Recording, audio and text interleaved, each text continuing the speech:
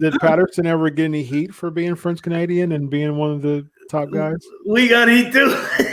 Oh, really? Because we were speaking French and we had a nice complicity, like when you we talk about that in the last interview. Mm-hmm. We were just talking French, and then but the guys, not only that they saw that the nice way that we got along good, but they didn't understand what we were saying.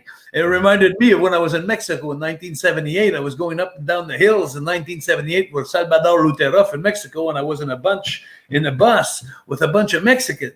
And they were all talking and drinking and laughing and looking at me funny, and I couldn't hear nothing. And I always thought they were talking about me. Really, to be honest with you, it was a problem. Yeah. And they were so there's heat there. I understand that heat on both sides. Mm-hmm. So, lastly, was as far as the heat with Pat Patterson, can you think of any person or any people who really was like, I don't.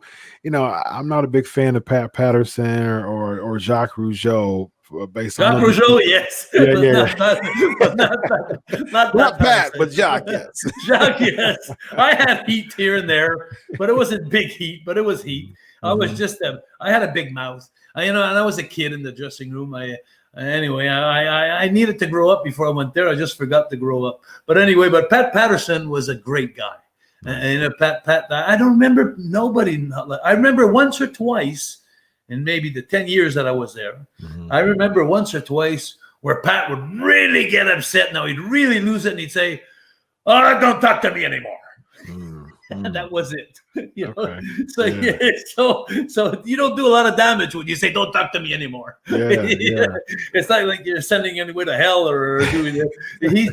He was a great person, and the wrestling business is going to miss that man, and the WWF is going to miss that man.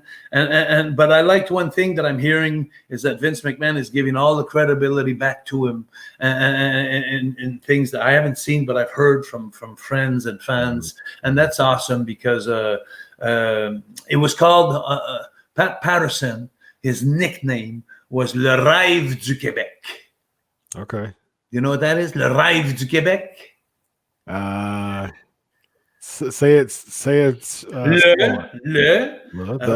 rêve, dream, rêve of Quebec. He's the Quebec dream, the Quebec, le rêve du Québec. He was known like that. If you're anywhere in the business, if you ever come to Canada or Quebec, and people hear le rêve du Québec, it's Pat Patterson. He used to call that himself when he was a heel. He'd get on his brunch and he'd say, "Hello, everybody. Here's the rêve du Québec." Like Quebec's dream. And he was baptized by the Quebec people by that name.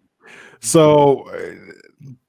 To end this this first segment here, so a lot of one of the phrases that Pat is known about is banana. Instead of saying bananas, he'll say banana. Have you had a banana Pat Patterson story that you remember? No, no, I don't. I never noticed that story. No, sorry, I don't want to. No scoops on the bananas. No banana scoop. Go banana. Yeah. I think we're going bananas. I think we're going banana right now. Absolutely. Well, Jacques, it's been a pleasure as always, man. I always love having fun and chatting with you, man. This has been the first segment for the Inside SKoop. He is Jacques Rougeau. I am Dr. Chris Featherstone. We will see you soon.